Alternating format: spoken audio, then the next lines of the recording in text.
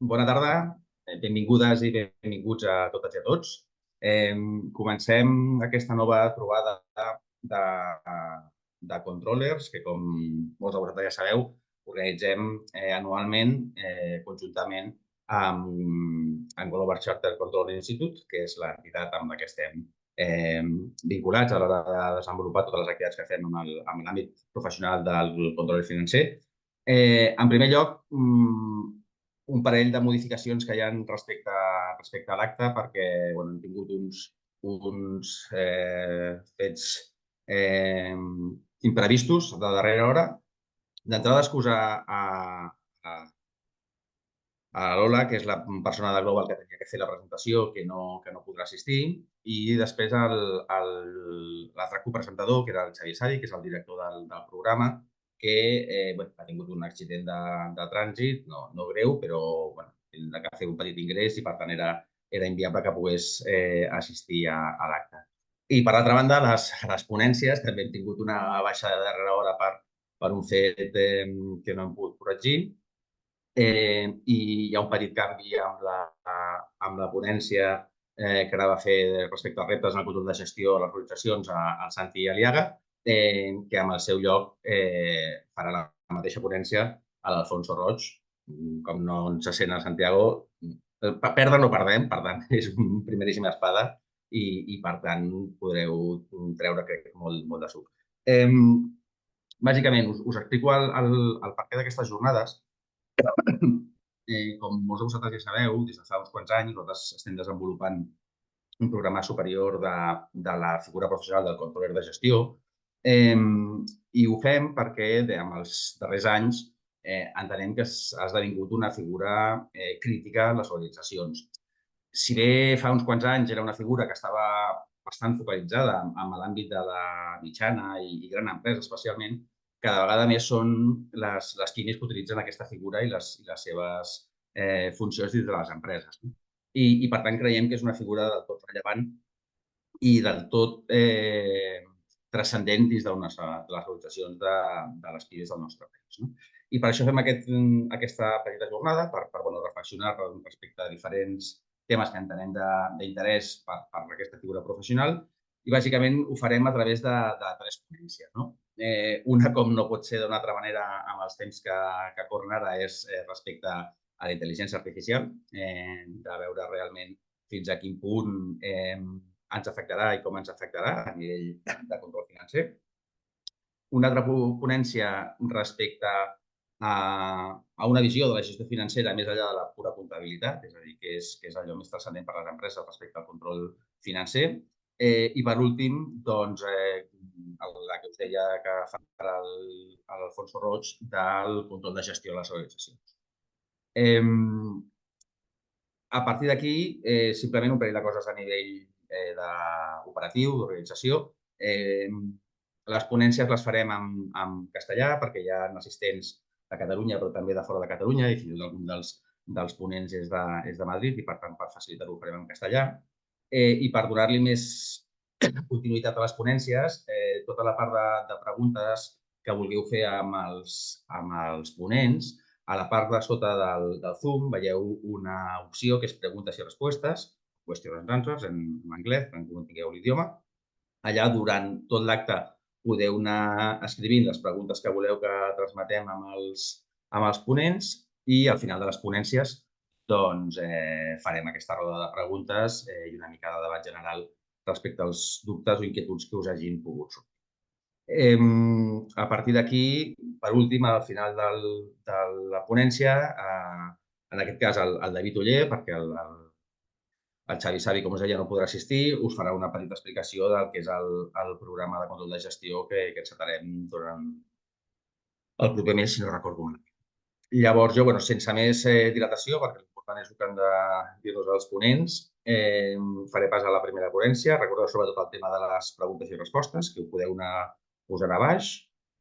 I a partir d'aquí, dono pas a l'Edurne Unanua, que és directora del Departament d'Enginyeria de CEBRE per a Europa, Àsia i Àfrica. La seva ponència, com us deia, és respecte a la realitat i als mites de la intel·ligència artificial. Edurne, te paso la palabra y espero que nos des luz en este ámbito tan absolutamente de moda. Muchas gracias. Como bien dices, dejadme que ponga las slides en pantalla compartida ahí. Como bien dices, estamos todos ya más que familiarizados con el tema, no dejamos de tenerlo hasta en la sopa. De hecho, estamos empezando ya a caer un poco en la saciedad, pero es donde se oyen ahora, tienen más ruido las dudas de cómo implantarlo, de si merece la pena, de cómo nos va a impactar.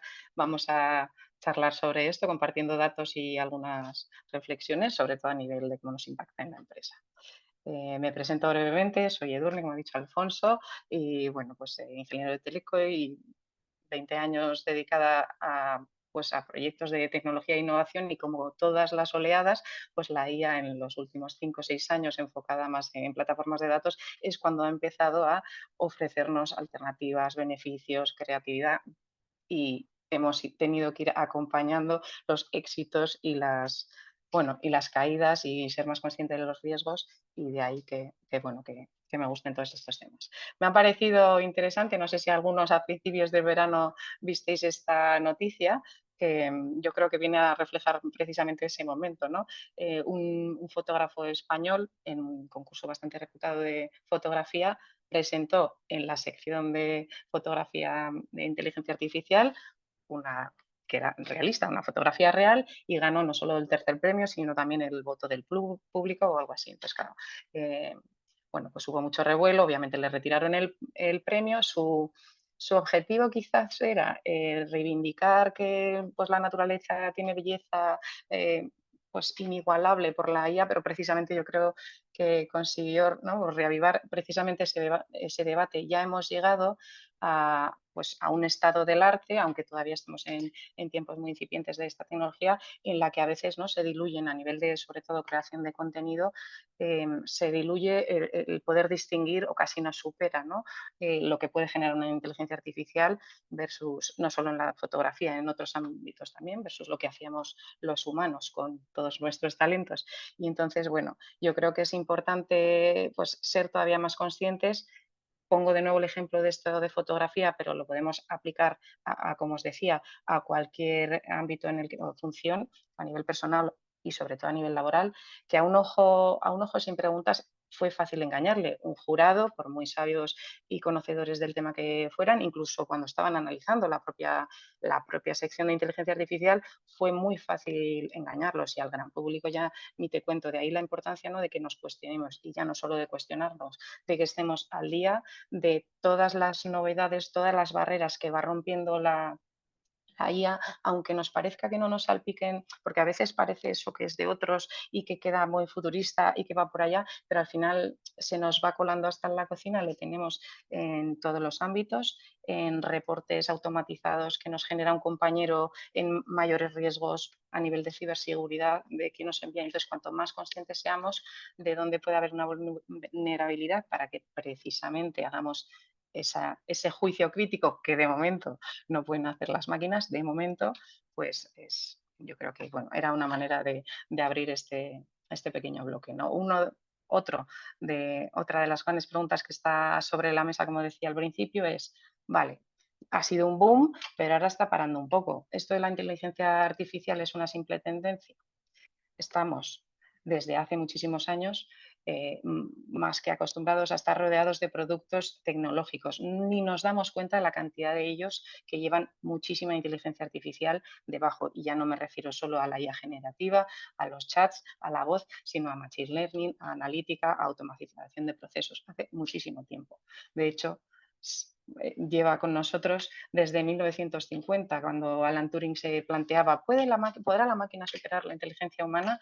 Fijaros, para ser una tendencia se está quedando con nosotros bastante tiempo. Es verdad que ha habido distintos picos, distintas evoluciones, que nos ha llegado el 2023 con el boom a nivel popular de la IA generativa, que tampoco era nueva, lo que pasa es que consiguieron ponerle una capa de consumo, ¿no?, una capa de aplicación y que el resto de las tecnologías sobre las que se apoya, pues la computación, el cloud y lo demás se fueron pues aligerando en términos de costes, acelerando en términos de velocidad y los resultados y la calidad ya está a nivel de poder ser consumido por cualquiera y la facilidad del uso pues también ha hecho que la adopción y que la conciencia general sea mucho más masiva. También vemos que a nivel de budget, a nivel de números, pues ya todos los estudios, tanto a nivel global, se espera en los próximos años que impacte notablemente, ¿no? Inyectará 15 billones, y yo ya me pierdo con esos números en la economía global, casi la mitad, unos 6,6, vendrán precisamente de esas automatizaciones, que es uno de los grandes focos o de los grandes usos de la IA desde hace tiempo, pero ahora se está acelerando todavía más. Y bueno, aquí pone ampliar la fuerza laboral de las empresas. No significa que la IA vaya a hacer que contrate más personas o no, luego debatiremos eso. Aquí lo que se refieren es que lo que antes podía hacer con mi equipo, ahora poniéndole un bot, puedo llegar a muchísimo más clientes, puedo sacar más reportes por hora, puedo generar más producción, ¿no? Y así son como nuevos trabajadores más, y mi velocidad y mi alcance como empresa, pues puedo dar mejor servicio o a más volumen de usuarios. Y luego en España también este año se acaba de aprobar la estrategia del 2024 con 1.500 millones a consumir entre 24 y 25, y bueno, esta es la previsión un poco que nos comparten desde el gobierno, y todo parece que va en aumento. Luego, como tendencia en sí o como boom, irá sufriendo variaciones. No tenemos una bolita de cristal, pero desde luego parece que irse no se va a ir. Luego es el momento adecuado de meternos más en ello. Como os decía, a nivel europeo se espera o se ha visto un 60, esto es una consultoría que hacen todos los años a nivel de CIOs de de grandes empresas, bueno, grandes y medianas y pequeñas, pero de un gran número de ellos, y se ve que versus lo que habían planificado invertir en 2023, han aumentado en media un 60% para la IA en general. Estamos muy en línea con Norteamérica. Luego, otro dato que me resultaba curioso es que todavía en España, y ahí estamos por debajo del resto de Europa, estamos, y es consecuencia de que todavía no está del todo implantado, pero todavía estamos un poco expectantes, por debajo del 40%, considera que va a cambiar las reglas del juego. No significa que en los próximos tiempos esto no pueda cambiar, pero de momento parece que nadie todavía en un mayor volumen ha visto una radicalización, pero recordemos que estamos en esos momentos iniciales de al menos estas nuevas tecnologías en cuanto a la generativa. De hecho, preocupa todavía bastante precisamente la baja calidad, porque todos lo comprobamos, nos vamos familiarizando con una nueva solución, con una aplicación, con ChatGPT, con cualquier cosa, y los primeros momentos, los primeros usos son wow, effect, pero cuando se trata de implantar esa solución a nivel corporativo, tanto cómo sostener que el entrenamiento, asegurar que el entrenamiento con nuestros datos se mantenga en el tiempo, cómo asegurar que no se corrompa, ya no por la tecnología, por los retos tecnológicos en sí asociados, sino a veces porque te falta el personal o los controles o los procesos todavía no has hecho la gestión del cambio. Todo eso todavía está resultando tedioso de implantar, ¿vale? Y bueno, y que en cuanto falla el dato, pues la calidad de los resultados, sobre todo con la generativa que acelera tanto, pues vale, todavía fluctúa mucho. ¿Qué más? En cuanto a la generativa, se ve más o menos inversión en misma proporción que el resto que ya estaban aquí. Y bueno, a nivel de empresas, todas, prácticamente todas, ya lo tienen en sus estrategias. Implementado o no, pero por lo menos están estudiándolo y haciendo pilotos, y ese es el momento, y así tiene que ser, porque si, a menos que sea un sector muy recóndito y muy particular, vamos, me cuesta pensar en un ámbito en que no sea una opción a considerar. Quizá no sea el momento de implantarlo, pero bueno, aquí dicen que el 3% no tiene planes de adoptar esta tecnología. Quizá es gente que todavía no lo sabe, pero yo creo que esto ya es un 100. Y la gran pregunta, ¿la IA superará al hombre? De nuevo, no me hagáis caso, no tengo la bolita de cristal, luego compartimos reflexiones si queréis, pero a día de hoy yo lo único que puedo decir es que a día de hoy todavía no. A día de hoy todo el enfoque, al menos el buen uso de todas las soluciones de inteligencia artificial que han ido surgiendo a lo largo de estos años, lo que pretenden es acompañarnos, darnos mejores herramientas, aumentar nuestras capacidades, hacernos más productivos, ahorrarnos tiempos de tareas tediosas y repetitivas, ¿no? Mejorar nuestra calidad de vida en el ámbito personal. Sin embargo, se han definido, como en el resto de oleadas de las distintas tecnologías, en base a sus características se ha definido en el mercado unos 3 niveles. El nivel débil, o por así decirlo, el fuerte y el súper. El nivel débil contempla todo lo que de momento, todos los avances que hemos visto a día de hoy, incluso los Gemini, Claude, ChatGPT o las supercomputadoras que ya simulan la velocidad de sinapsis o el volumen de sinapsis del cerebro humano, todo eso todavía está en nivel IA débil. Porque sí, puede que nos igualen o nos superen en eficiencia o en conocimiento o en alguna inteligencia, pero siempre de momento es en un área específica. Y bueno, puede haber un cierto grado de toma de decisiones automatizada hasta un cierto punto, pero no a nivel global y no con autoconsciencia, ¿no? Sin embargo, aquí hay un debate muy activo que hay quien considera que ya con los últimos avances o los que quedan por venir, no dentro de tanto de ChatGPT, podríamos irrumpir en la siguiente fase con los auto ChatGPT.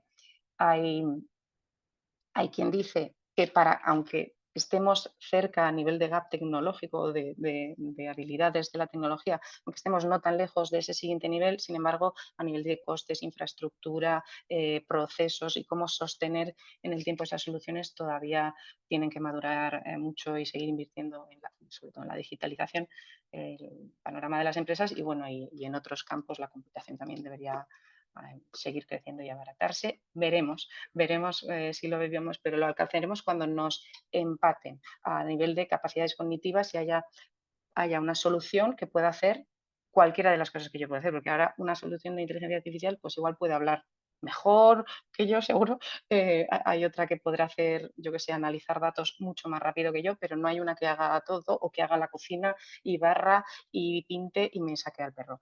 Pero bueno, ahí estamos, no tan lejos. Se espera que el paso del 1 al 2 lleve mucho más tiempo que luego del 2 al 3, que ya una vez que tengas la entidad que te empata, cuando nos superen, pues estaremos en esa fase súper. De momento, hasta ahora se han hecho muchas películas al respecto y parece de ciencia ficción, pero entre todos veremos a lo largo de los próximos años qué pasará. Yo siempre tomo como referente a este hombre, a Geoffrey Hinton, que se le considera el padrino de la inteligencia artificial, porque si puede haber una persona que que haya dedicado el máximo tiempo de su carrera profesional en estos temas es él, y ni siquiera él tiene claridad. Fijaros lo que dice, ¿no? Dice, igual que os he dicho, afirma que en este momento las máquinas no son más inteligentes que nosotros, pero que dentro de 5 o 20 años cree que hay un 50% de posibilidades. Es decir, no tiene claridad, pero no está en posición de poder descartarlo. Entonces, bueno, pues ahí lo vamos a ver. Siguiente. Ahí vamos a ir viendo la evolución. Y entonces, en lo que nos repercute al trabajo, esto que sí que se oye mucho, ¿me va a quitar la IA al trabajo? ¿Me la va a quitar? Luego me decís cómo lo veis vosotros.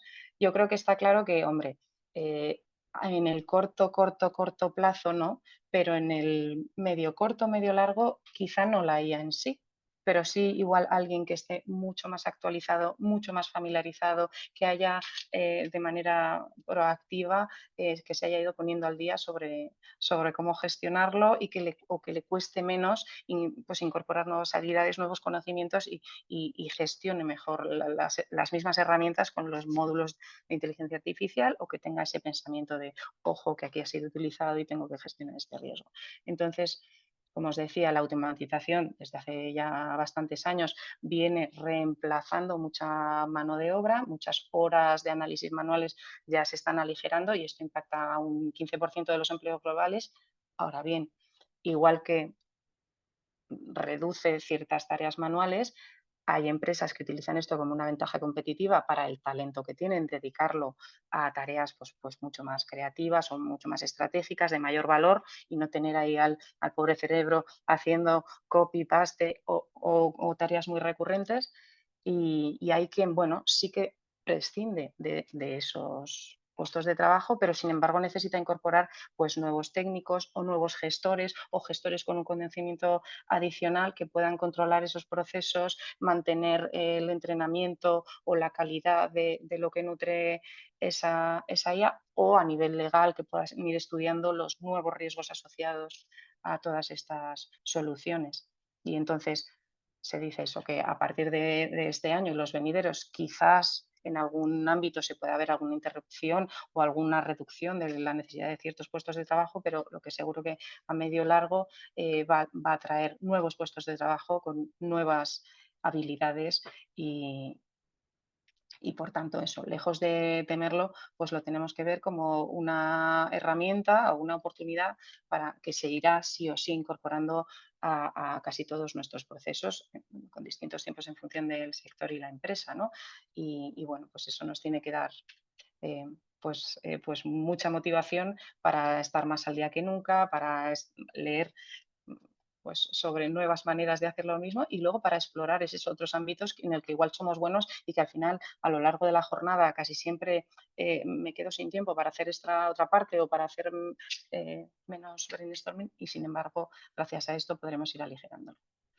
Y entonces, en las empresas, con todo este panorama, ojo con los números, por favor. Esta reflexión voy a aprovechar a hacerla mejor en la siguiente slide, pero siempre que veáis números, pensad que todavía estamos en un momento bastante temprano de esto de la IA a nivel global y siempre hay un poquito de marketing por detrás de cada estadística que vemos publicada. Esta en concreto dice el 46% de las empresas, esta es de enero, de las empresas españolas ya utilizan inteligencia artificial para alguna de sus tareas. Vale, esto de para alguna significa pues que hay empresas que permiten el uso de ciertas herramientas puntuales para que voluntariamente el trabajador o no, hay algunas que lo impiden, pero hay algunas que oficialmente lo permiten, pero que no es necesariamente un proceso parte del core de la empresa y está oficialmente instalados, igual compran una serie de licencias o igual permiten el uso pues individual pues para que te generes unas slides o para que te ahorres o que automatices unas ciertas ingestas de datos y demás. ¿Vale? Este es un número un poco más amplio. Incluso con este número amplio en mente, ya vemos que de momento solo un 2% de las compañías dicen haber reducido plantillas, frente al 8%, que sin embargo, claro, pones tecnología nueva, pues necesitas incorporar perfiles nuevos. Curioso también fijarnos pues las funciones donde más se está orientando la aplicación de la IA, pues ya os imagináis analíticas de datos, tareas administrativas, automatizar procesos, atención al cliente, asistencia virtual, todo esto de los bots, la verdad que la calidad ha dado un salto cualitativo sí, muy notable de hace unos años que tú solo querías que el chatbot te pasara al humano y ahora hay muchas veces que dices, ay, pues mira, me ha ahorrado una conversación y me ha dado el código que necesitaba o la solución del problema y, bueno, es bastante más amigable y todo va avanzando en esa dirección. En motivaciones, curioso si veis también las expectativas que todavía tenemos versus luego el efecto real. En cuanto a lo que comentábamos de ahorro de costes de personal, igual se esperaba ahorros del torno al 15 y sin embargo se ven pues la mitad, ¿no? Y luego pues el enfoque, las grandes motivaciones son pues ganar eficiencia, aumentar el rendimiento. Veis que el ahorro de costes de personal está bastante abajo a nivel de España en esta estadística que no es lo principal. Lo principal es pues, ganar eficiencia. Ahora volvemos. Otro estudio que tiene bastante más rigor, el de la Comisión Europea, que también lo acaban de publicar hace poco, el informe de la década digital 2024. Aquí recoge, sin embargo, que en 2023 solo el 9% de las empresas españolas implementaron soluciones de IA.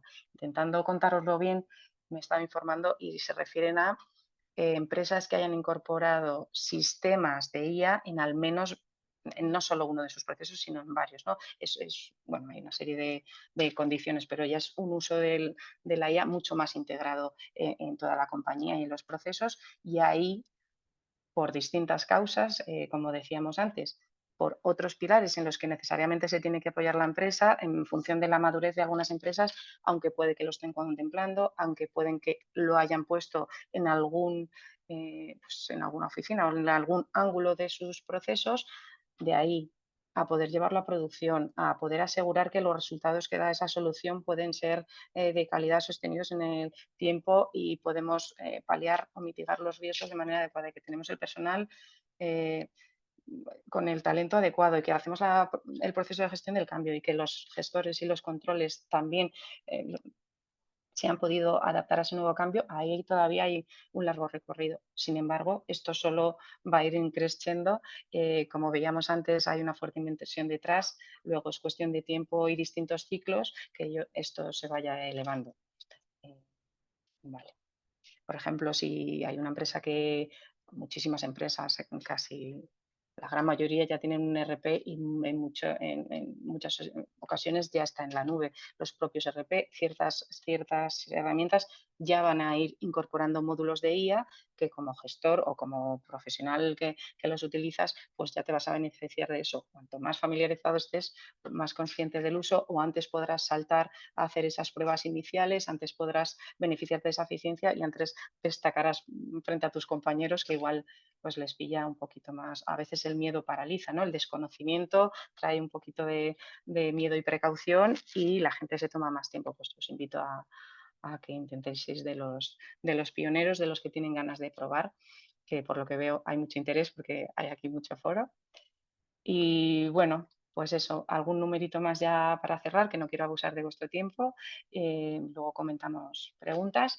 Pues vamos, como reto en España tenemos el objetivo de aumentar hasta el 25% ese número de empresas que ya lo incorporen. Hablábamos de la importancia del reskilling, de ir ganando habilidades nuevas, porque muchos de esos puestos de trabajo van a ir transicionando necesariamente, sino en el corto, en el medio plazo, por los temas que comentábamos, de automatizaciones y de saltos de velocidad cuantitativos, van a hacer que los profesionales que están ahora gestionando algo de forma manual luego tengan que estar gestionando solo los resultados, y esto va a impactar a la gran mayoría de los empleos. Y conforme todas estas nuevas oleadas de nuevas oportunidades, nuevas creaciones, nuevas innovaciones y los riesgos y los retos que vayan viniendo, pues como hemos comentado a lo largo de todas las slides, es el mejor momento para estar más al día, para ayudar a que sean éticas y transparentes. Tenemos que estar al día de la regulación, tenemos que hacer un trabajo muy proactivo. Más del 50% de los que respondían a esa encuesta europea, en España al menos, decían que de manera proactiva, aunque no lo proporcione su empresa, están formándose. Y bueno, hasta aquí el tema IA. Paso el testigo a Alfonso, a quien me toca. Sí, gracias, Edurne, por compartir tus reflexiones. Realmente es un tema que llevamos como mínimo meses, sino ya igual algunos años los primerizos, escuchando hablar sobre inteligencia artificial, y creo que nos quedan unos cuantos meses por delante de seguir hablando y reflexionando y situándonos un poco entre todos, ¿no? Realmente es un tema que genera expectación, que tengo ya varias preguntas anotadas que he ido haciendo durante tu ponencia, y luego más adelante pues las abordaremos y las comentaremos entre todos. Gracias. Ahora paso la palabra a David Oller, que es Controller Manager de Walter Kluwer, que nos dará su ponencia sobre los elementos clave de la gestión financiera más allá de la contabilidad. David. Hola, muy buenas a todos. ¿Qué tal? ¿Cómo esteu? ¿Cómo era la diada? Bueno, voy a compartir pantalla. Supongo que ahora veis, ¿verdad? Pum. Vale, pues sí, como dice Héctor, ¿no? La idea de los próximos 20 minutos es charlar un poco respecto a cuáles son aquellos elementos que podemos trabajar desde el departamento, bien sea, le podemos llamar control de gestión o departamento financiero. No vamos a entrar aquí ahora, ¿no? en conflictos políticos dentro del área financiera, ¿verdad? Entonces, básicamente, si nosotros como profesionales del área financiera, ¿no? Es qué tipo de palancas, qué tipo de palancas o elementos nos podemos apoyar para realmente pues generar, ¿no? Generar ese valor dentro de las organizaciones en las que estamos trabajando, ¿vale? Para empezar, simplemente, pues bueno, un poco para que sepáis quién soy. Yo soy David, soy de aquí de Barcelona. Bueno, he vivido entre Barcelona y Holanda toda la vida, estudié en la Pompeu Fabra y he trabajado como consultor y ahora mismo pues estoy trabajando como director de control de gestión dentro de Wolters Kluwer. Wolters Kluwer es una empresa que lo podemos definir como una fábrica de software, ¿no? Hacemos soluciones tecnológicas que van dirigidas a profesionales, ¿no? Y como decía Edurne hace un momento, ¿no? Hacemos algo importante, bastante importante para las empresas hoy en día, ¿no? Hacemos RPs. Hacemos RPs que van dirigidos a las empresas y esos RPs al final van a ser una herramienta o tienen que convertirse en esa herramienta sobre la que nosotros vamos a trabajar, sobre la que nosotros nos vamos a apoyar para luego poder comenzar a generar valor, ¿vale? Dentro de la organización. Bueno, pues para empezar, comenzar a calentar motores, ¿no? Es decir, oye, ¿dónde estamos? ¿No? ¿Qué está ocurriendo en el mundo de hoy? ¿No? Pues tampoco os voy a descubrir nada nuevo, estoy seguro de que todos lo sabéis, ¿no? Nos estamos moviendo en un mundo de mucha incertidumbre, mucha ambigüedad, ¿no? Sabemos que ocurren cosas, no paran de ocurrir cosas. Nosotros ponemos las noticias, o pones el Twitter, o pones cualquier, ¿no? Redes sociales, donde mires, ocurren cosas y todas pueden tener un impacto sobre los negocios que estamos gestionando, ¿de acuerdo? Entonces la pregunta es, ¿qué podemos hacer? ¿De qué manera podemos actuar para asegurarnos de que todo eso que ocurre alrededor nuestro somos capaces de gestionarlo de manera adecuada? ¿Vale? Esto, primer punto. Segundo punto, estamos hablando de conectividad, ¿no? Estamos todos conectados, ¿no? Edurne nos avanzaba todo el tema de la inteligencia artificial, pero toda esa inteligencia artificial, ¿no? Viene construida sobre una base de datos, una base tecnológica que ya teníamos como empresas. Y la verdad es que esto de la IA, esto mola mucho, ¿eh, Edurne? Luego vamos a hablar de esto, porque a mí me parece un tema súper interesante, más que nada porque soy muy consumidor de la IA, ¿no? Utilizo mucho ChatGPT, estamos comenzando a trabajar nosotros modelos más predictivos, ¿no? Ya comenzamos a analizar ese tipo de comportamientos de nuestros clientes. Queremos comenzar, ¿no? a ver qué pasa, a ver qué funciona, a ver qué tipo de resultados podemos obtener, ¿no? A través de estas herramientas. ¿Por qué podemos hacer esto? Porque el nivel de volumen de datos que tenemos, el volumen de información que somos capaces de generar de nuestro negocio, del ecosistema donde se mueve nuestro negocio, de los clientes que consumen nuestros productos y productos similares a los nuestros, cada vez es más grande, ¿no? Está creciendo de manera exponencial y tenemos que buscar la forma de apoyarnos, de capturar valor a través de ese análisis, ¿vale? Y la forma de capturar valor a través de estos análisis que podamos ir haciendo tiene que convertirse en una mejor toma de decisiones, ¿no? Tenemos que utilizar el dato y la información para apoyar nuestros razonamientos y nuestros procesos de tomas de decisiones, ¿de acuerdo? Y por último, lo que estaríamos hablando son de aquellas cadenas de valor que cada vez se han desintermediado, ¿no? Y que continúan desintermediándose, ¿verdad? Y lo que buscamos es ver, oye, ¿cuál es nuestra posición aquí? ¿Cómo nos puede afectar? ¿Cómo puede alterar las reglas de juego que se están poniendo sobre la mesa en nuestro ecosistema, ¿vale? Por lo tanto, esto es un poco el escenario donde nos estamos moviendo. ¿Qué podemos hacer nosotros? ¿Cómo podemos gestionar este entorno, ¿no? Y básicamente voy a decir desde el ojo del huracán, ¿no? Nosotros estamos en el medio, estamos ahí en el medio donde vemos pasar cosas, todo ocurre a nuestro alrededor, pero tenemos un pequeño negocio, ¿verdad? Igual tenemos una pequeña pyme o tenemos una pequeña empresa familiar. ¿Qué podemos hacer? Pues en primer lugar, a mí me gustaría seguir un poco los consejos que nos daba Peter Drucker, ¿vale? Y el Peter Drucker lo que nos decía es, sí, todo esto del cambio, todo esto de la supertecnología, la inteligencia artificial, los algoritmos, ¿no? El cambio súper rápido, está todo muy bien, pero es importantísimo que sepamos o que seamos capaces de mantener el equilibrio en los negocios que estamos gestionando, ¿vale? Es importante que nuestra continuidad de negocio, que nuestro negocio core, que nuestro objetivo estratégico, que nuestra estrategia alrededor de la continuidad de nuestro negocio esté clara, ¿vale? Sea clara, todo el mundo entienda hacia dónde queremos ir.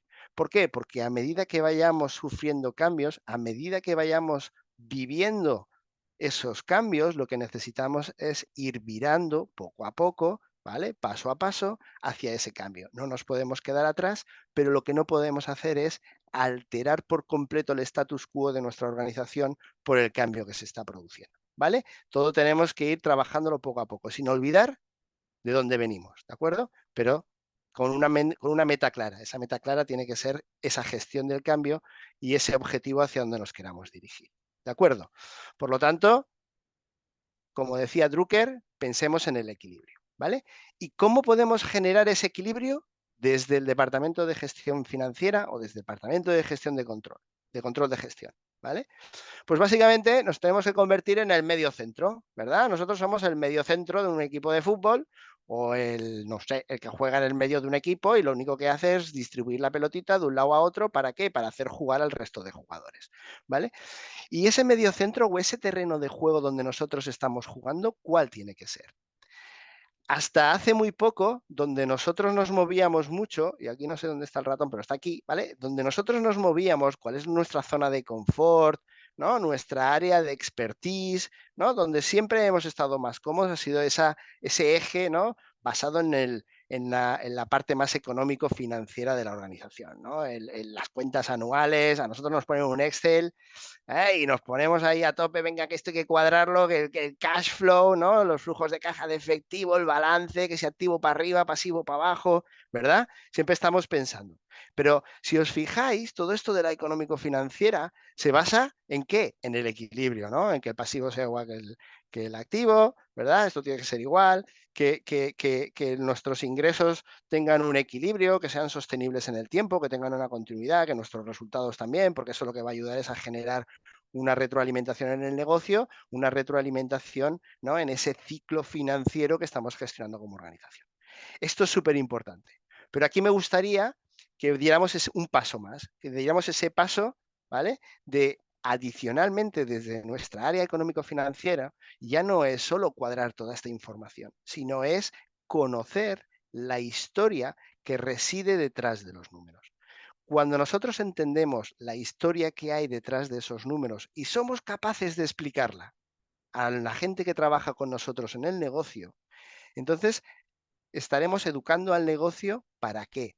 Para que cada vez que tomen una decisión de negocio entiendan cuál va a ser el impacto económico financiero en nuestras cuentas anuales, ¿vale? Necesitamos generar ese equilibrio, necesitamos generar esa retroalimentación entre el negocio y la zona económico-financiera. Pero yo creo que esto lo hacemos. Entonces, ¿qué más podemos hacer? ¿Hacia dónde nos podemos dirigir que podamos continuar aportando valor más allá de esta contabilidad, ¿no? Más allá de este aspecto económico-financiero? Pues yo hablaría de estos dos ejes que tenemos en pantalla. Por un lado, todo lo que está relacionado con la estrategia, ¿vale? Necesitamos entender como departamento financiero hacia dónde vamos como negocio, qué es lo que queremos alcanzar, cuál es el objetivo que perseguimos. ¿Por qué? Porque cuando nosotros entendemos bien cuál es la meta donde queremos llegar, mucho más fácil va a ser acompañar a todas esas operaciones, a todas esas áreas de la organización, a todos esos compañeros de trabajo que se dedican a hacer tareas diferentes a la del equipo financiero con el fin de alcanzar ese objetivo estratégico que nos hayamos marcado como negocio. ¿Vale? Por lo tanto, todo lo que esté orientado al despliegue de la estrategia y a su ejecución, tenemos que estar velando porque ese equilibrio del que venimos hablando en la parte económico-financiera también se traslade ahí. ¿De acuerdo? Y el tercer eje, hablaríamos de la parte operativa, de todo lo que está relacionado con los procesos, ¿vale?, internos de la organización. Aquí tenemos que hablar de eficiencia. ¿Y cómo podemos generar eficiencia? Pues identificando ineficiencias. ¿Y cómo podemos identificar ineficiencias? Pues trabajando con los equipos, conociendo cuáles son aquellos procesos críticos de nuestra cadena de valor, poniendo mucho foco en todas aquellas actividades críticas de nuestra organización que nos pueda, ¿no?, generar ruido, que nos pueda generar impacto negativo en todo este ámbito económico-financiero que estamos gestionando. ¿Vale? Si somos capaces de trabajar estos dos enfoques también adicionalmente al económico-financiero, estaremos aportando mucho a la organización desde un punto de vista de sumar, de generar valor. ¿De acuerdo? Adicionalmente a estos dos ejes de trabajo, ¿no?, que buscamos desde el punto de vista de generar equilibrio desde nuestra función con el resto de áreas de la organización, a mí me gustaría que hoy os llevaréis 4 conceptos clave, 4 fundamentos que necesitamos trabajar como departamento de gestión financiera, como departamento de control de gestión, ¿vale? El primero sería la visión de futuro, ¿de acuerdo? ¿Por qué visión de futuro? Visión de futuro es porque la contabilidad sí que es verdad que es nuestro presente, ¿verdad? Y es súper importante conocer ese presente y ese pasado del que venimos, ¿de acuerdo? Pero tenemos que utilizar toda esa información para proyectar a qué nos va a ocurrir en ese futuro cercano al que nos vamos a enfrentar. Luego profundizaremos un poco más en estos fundamentos, ¿de acuerdo? Pero yo creo que cada vez más, igual que la inteligencia artificial lo que hace es generar modelos predictivos para anticipar ese futuro con el que nos vamos a enfrentar como negocio, nuestra función tiene que también estar muy enfocada a esa forma de trabajar, al siempre estar mirando hacia adelante, al intentar anticipar obstáculos o al intentar anticipar escenarios probables que puedan impactar sobre nuestro negocio. ¿De acuerdo? Por lo tanto, primer fundamento, visión de futuro. Segundo fundamento, transversalidad. ¿Vale? La transversalidad la podemos llamar también colaboración. ¿Qué quiere decir colaboración? Quiere decir que nosotros, como departamento de gestión financiera, solos tenemos un recorrido corto.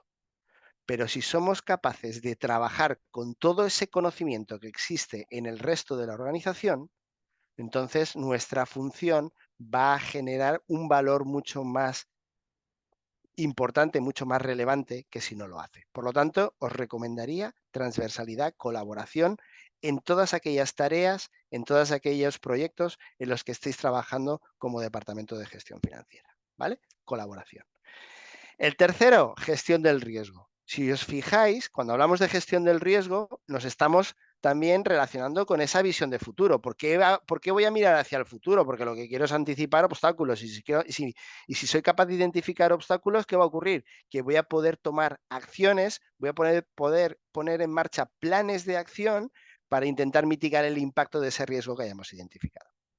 Si nosotros evangelizamos a la organización a trabajar mirando ese futuro, la gestión del riesgo va a ser algo que se va a ir dando.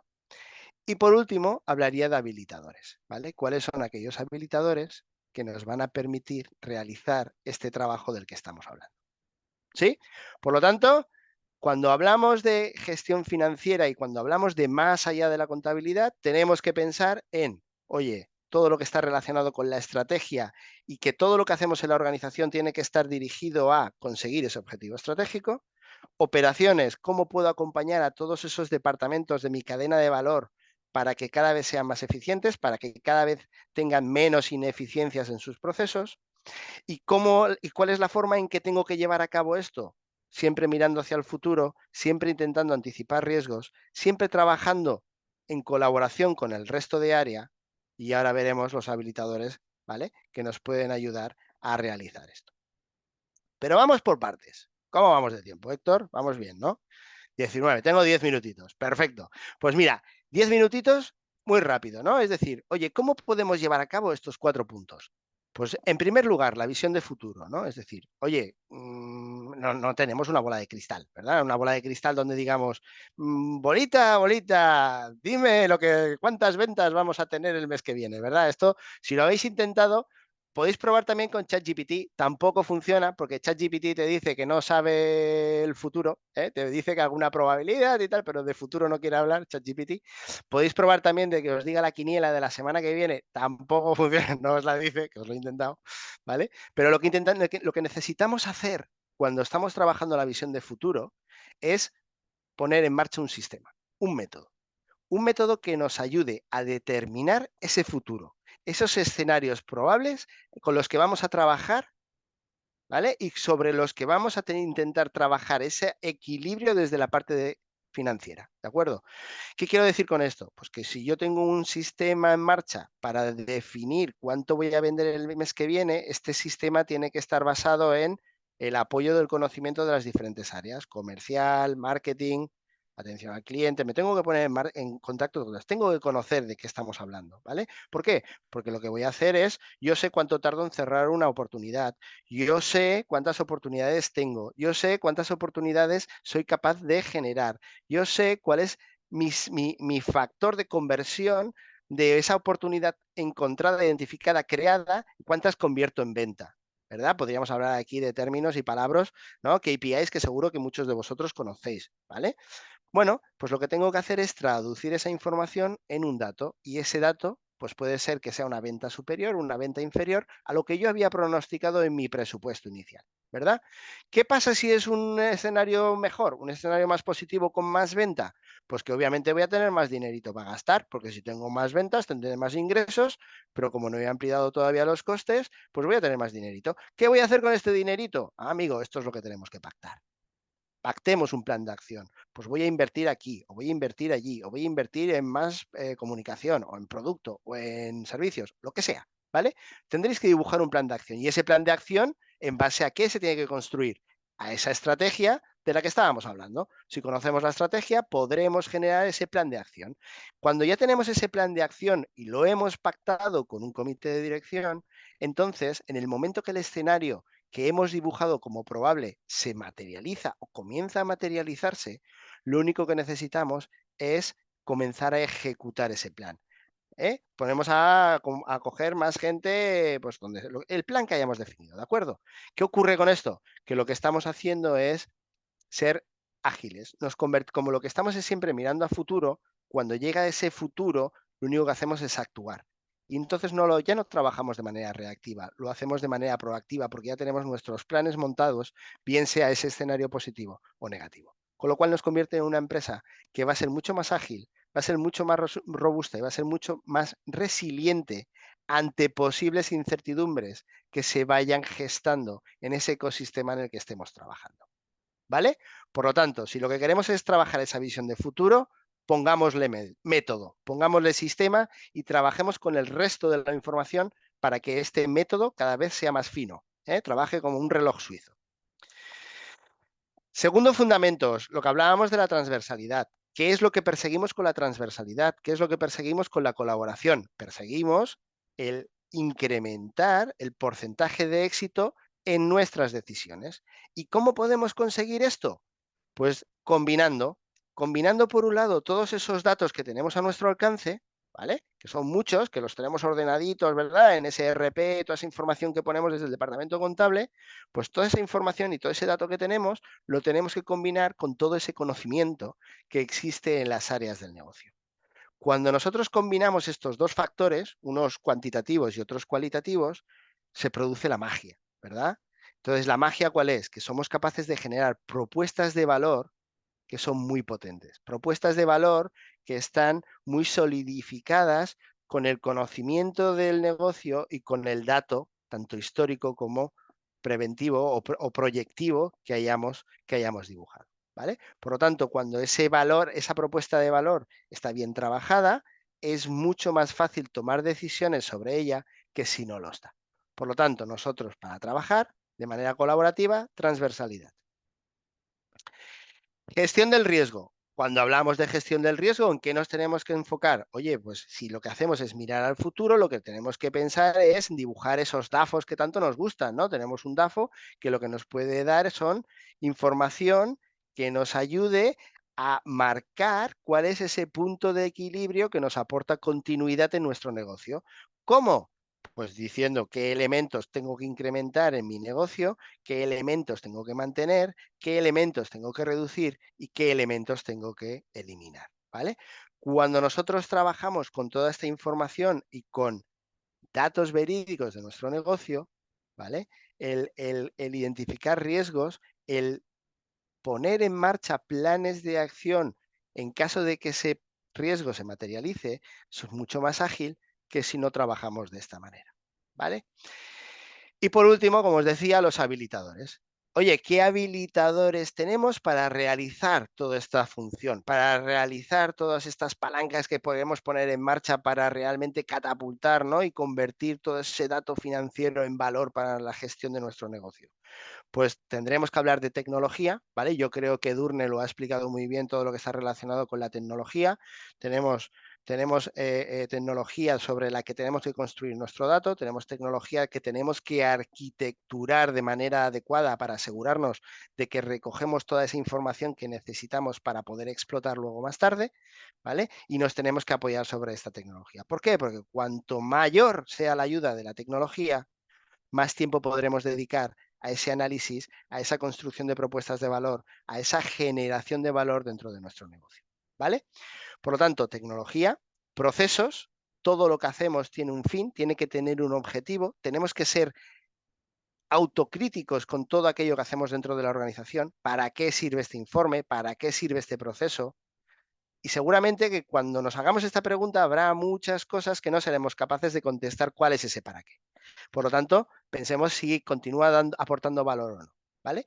Y por último, humano, capital humano, es decir, oye, ¿qué competencias necesito tener en mi equipo? ¿Qué competencias necesito complementar o con qué competencias necesito complementar a mi equipo para que ese capital humano que está trabajando en todas estas palancas de generación de valor desde el departamento de gestión financiera, ¿vale?, se convierte en realidad, se convierte en un elemento que realmente ayude a esa gestión, ayude a esa continuidad y a esa sostenibilidad de nuestro negocio, ¿vale? Por lo tanto, aquí el reskilling, que era un factor que ya Edurne nos mencionaba en su ponencia, comienza a ser importante.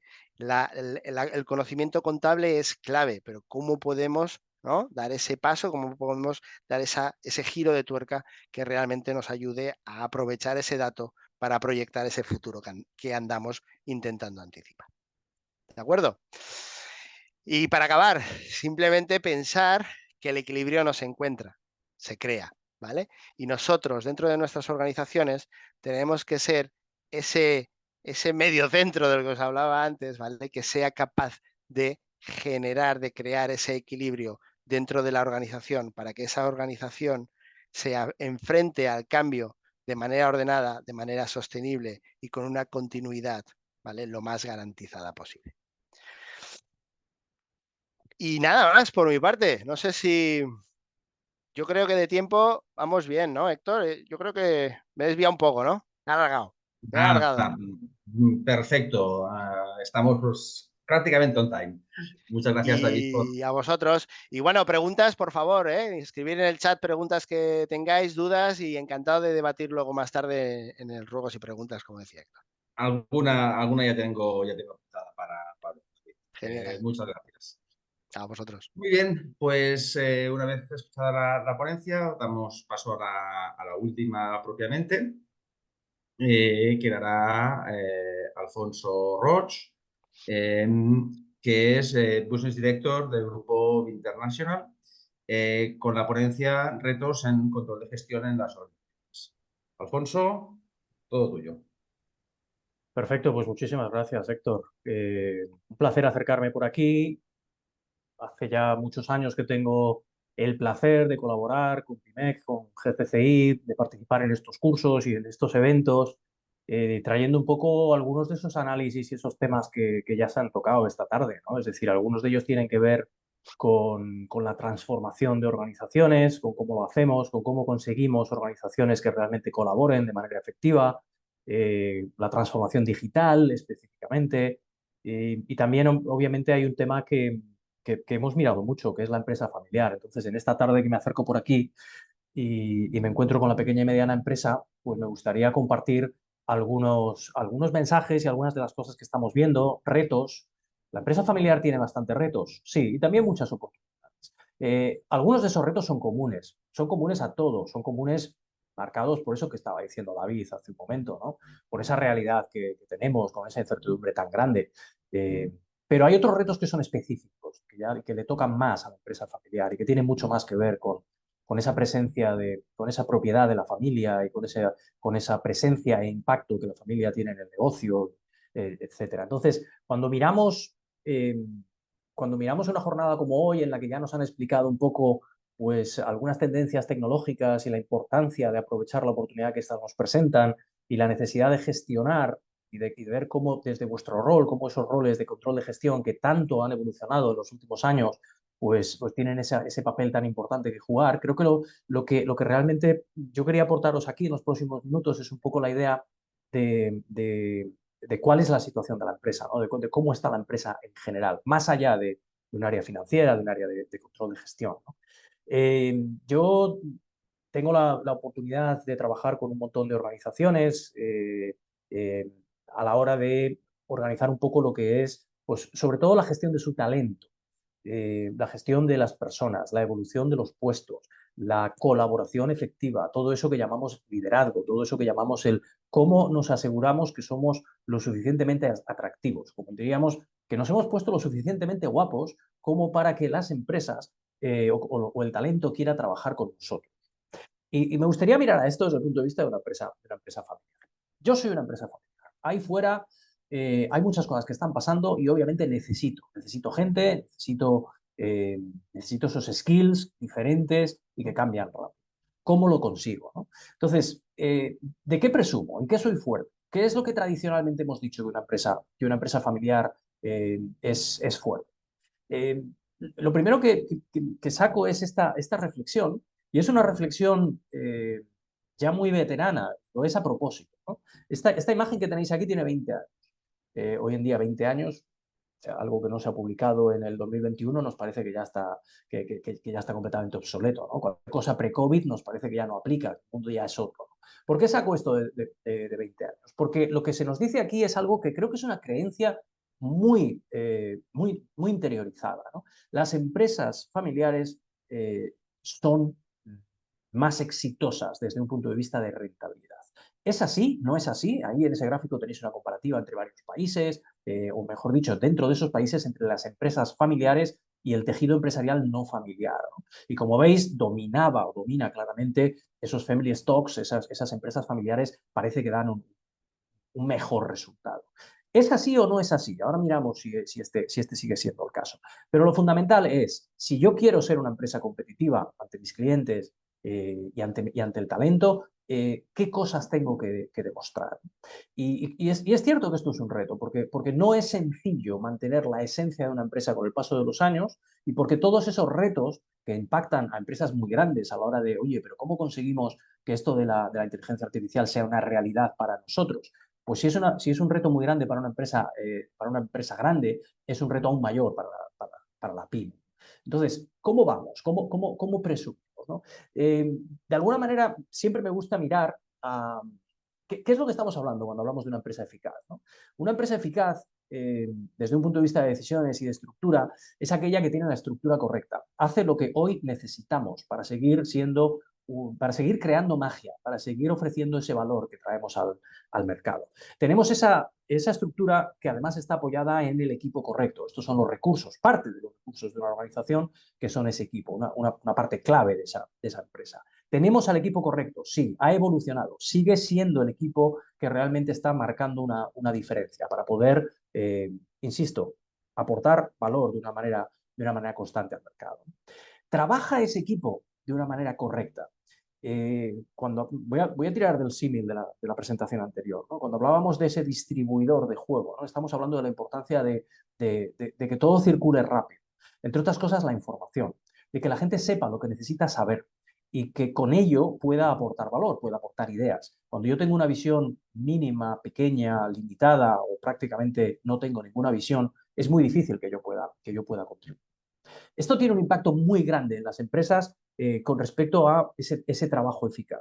Porque si hay un reto que cualquiera de vosotros que gestionéis personas o cualquiera de los gestores que hayáis tenido en vuestra carrera siempre tiene ahí encima, es ese famoso reto del delegar, ¿no? Ese famoso reto de, oye, hay que distribuir más el trabajo, hay que crear equipos más versátiles, hay que conseguir que la gente sea capaz de hacer más cosas para tener más capacidad de adaptación. La adaptación es la parte clave. Decía Héctor cuando empezábamos la sesión que hoy hemos tenido que demostrar una gran adaptabilidad porque había determinados cambios en el panel de los que estamos aquí en esta sesión, ¿no? A las empresas nos toca eso todos los días y esa adaptabilidad requiere de estar creando versatilidad constante. Entonces, para colaborar de una forma efectiva, una de las cosas muy importantes en una organización es cómo fluye esa información. Sobre todo, y antes de irnos al proceso, desde el punto de vista de la intención. Esa intención de compartir, que hace la diferencia muy grande, ¿no? entre lo que luego al final ocurre y lo que no. Y si conseguimos todo eso, si tenemos la estructura correcta, el equipo correcto y además colaboramos, compartimos de la manera correcta, sabemos que tenemos muchas más posibilidades de llegar a ese resultado correcto, ¿no? Eso es un poco lo que miramos desde el punto de vista de empresa eficaz. Entonces, cuando una empresa familiar va al mercado y busca, oye, ¿cómo consigo yo seguir siendo atractivo y demostrar ese talento? Yo le planteo siempre tres elementos. El primero, hay una cuestión muy importante de identidad. Y los aspectos identitarios han ganado muchísima importancia a lo largo de los últimos años.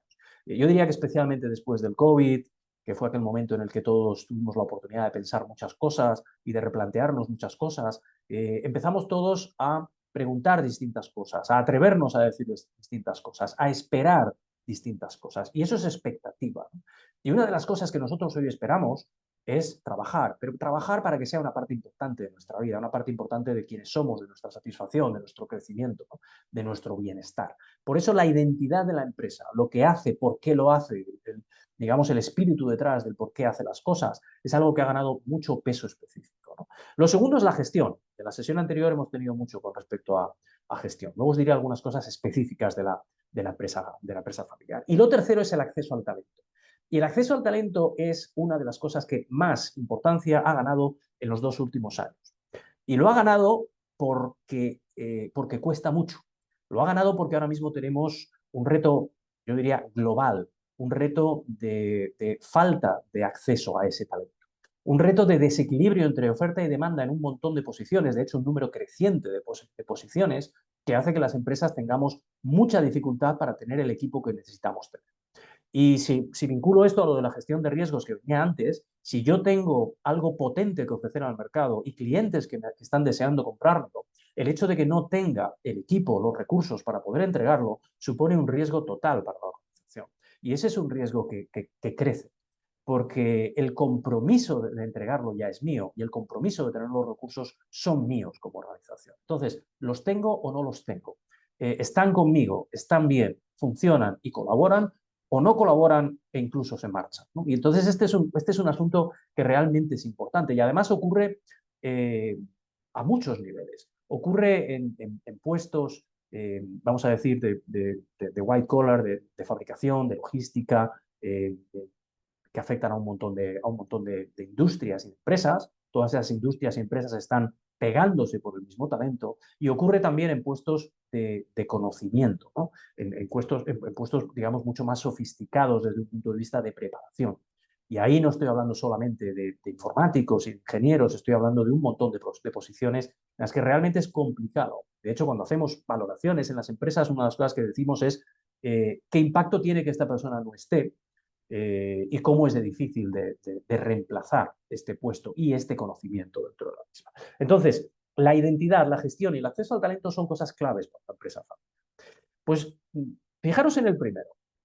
Cuando nosotros miramos y trabajamos el concepto de empresa de identidad, que es razonablemente nuevo, más allá de misión, visión, valores, que eran cosas que en su momento ya venimos creando desde hace 10 o 15 años, cuando buscamos el que la identidad sea algo que emocione, que conecte, que tenga ese elemento de algo que perdura en el tiempo, que va más allá de nuestra actividad, que se convierte en nuestro legado, lo que nos hemos dado cuenta es que las empresas familiares tienen una ventaja de entrada. ¿Por qué? Porque cuando buscamos o rebuscamos en el ADN de una empresa familiar, lo que nos encontramos es que hay una serie de fortalezas naturales en muchas de esas empresas que ya vienen marcadas un poco desde su propio inicio, ¿no? Desde esa primera generación o desde esa fundación. Fijaros en este estudio, ¿no? El poder regenerativo de los negocios familiares o de las empresas familiares, ¿no? Y este estudio básicamente lo que al final hacía es mirar a un montón de pymes, a un montón de empresas familiares y decir, oye, ¿qué sacamos en común? ¿Qué tienen? ¿Qué fortalezas naturales tienen estas organizaciones para que hayan tenido el éxito que han tenido o para que sean, que todavía estén en el mercado, ¿no?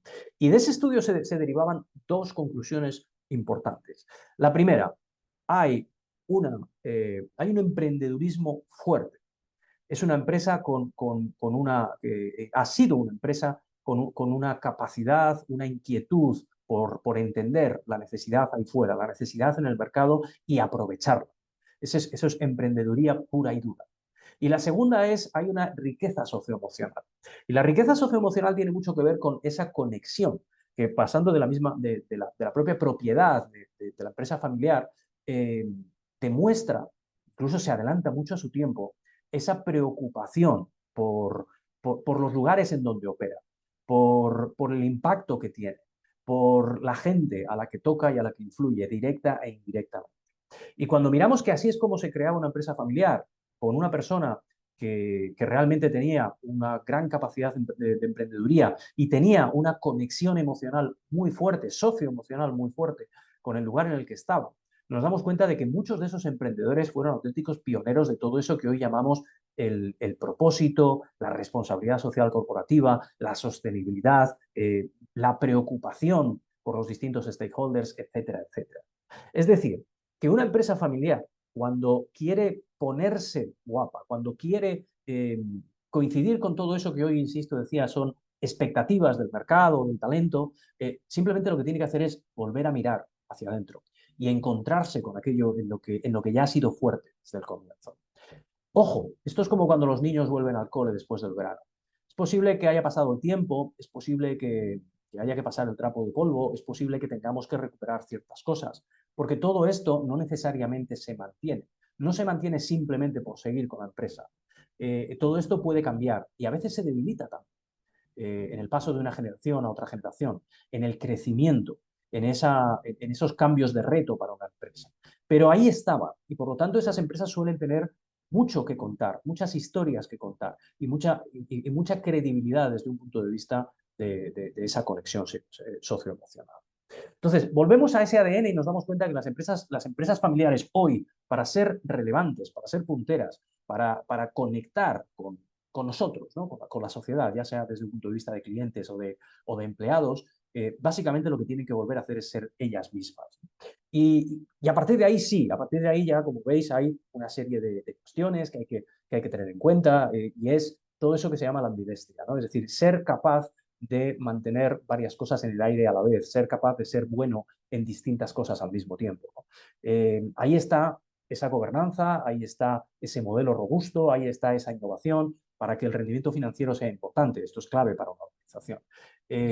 Pero ahí está también la intención de emprendeduría que se mantenga, eso que hoy llamamos en los negocios innovación.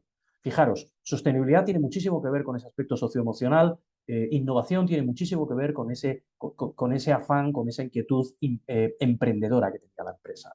Podemos ser capaces de tener un modelo maduro y adaptable y a la vez seguir manteniendo esa capacidad innovadora. Al mismo tiempo, tenemos esa preocupación por las cuestiones, vamos a decir, no financieras, ¿no? Por las cuestiones que realmente tienen mucho que ver con impactos sociales, con nuestra gente, con lo que tocamos y con lo que ellos luego crean en base a estar bien o a estar mal debido a su tiempo con nosotros o a la emoción que nosotros creamos, ¿no? Miramos situaciones externas que tienen que ver pues, con esos impactos que hoy estamos haciendo. Y ahí de nuevo decís, pues es que efectivamente esto es lo que ahora mismo estaban hablando todas las empresas, ¿no? Ser consciente de esos impactos, eso que llamamos análisis de materialidad y ser capaces de reducir los negativos para potenciar los positivos, ¿no? Entonces, cuando se junta todo ese foco entre lo interno y lo externo, entre lo financiero y lo no financiero y la impulsión de esa parte innovadora, es cuando tenemos empresas que hoy podemos llamar potentes, que son atractivas. Son atractivas para el mercado en general. Lo serían también para los inversores, porque sabes que una empresa familiar no siempre está buscando o normalmente no está buscando inversores, pero esto siempre es atractivo, sabemos, para inversores, para talentos, para clientes, para proveedores. La cuestión fundamental es que para una empresa familiar, seguir siendo atractivo para el cliente y para el talento son dos de los retos claves. Entonces, el mensaje fundamental es la identidad nos ofrece una oportunidad muy grande para seguir siendo relevantes y atractivos como empresas familiares. Tanto es así que el propósito, eso que llamamos la razón de ser de una organización, el para qué de una organización, lidera, ¿no? De arriba abajo, si empezamos en esta slide, veríamos que al final una empresa define lo que quiere ser para el mundo. Y de hecho su propia estrategia le debe servir para ser lo que quiere ser, ¿no? Si la estrategia no consigue esto, hay un desalineamiento entre propósito y estrategia. La estrategia, obviamente, es la creación diferencial y sostenible de valor a nuestros clientes, ¿no? Y uno y otro deben estar conectados. Esas decisiones que tomamos en nuestra estrategia nos van a servir para triunfar, pero nos deben servir para triunfar tanto en el resultado financiero como en el cumplimiento de nuestro propósito. A partir de ahí, una vez que sabemos quiénes somos y sabemos a qué jugamos, qué hemos decidido jugar y dónde queremos ganar, tenemos que crear esa arquitectura organizacional, ¿no? Y esa arquitectura organizacional consiste en tener las fortalezas necesarias. He hablado varias veces de la palabra adaptabilidad. La palabra adaptabilidad no deja de ser una fortaleza. Podemos poner el foco. No todas las empresas se enfocan en ser adaptables, pero tenemos que tener claro cuáles son esas fortalezas que nos van a hacer triunfar. Y por último, aterrizamos en la parte de sistemas y procesos y obviamente herramientas tecnológicas. Al final nosotros todos tenemos sistemas. Algunos de ellos hoy se llevan a cabo a través de herramientas tecnológicas que nos permiten un nivel de automatización total.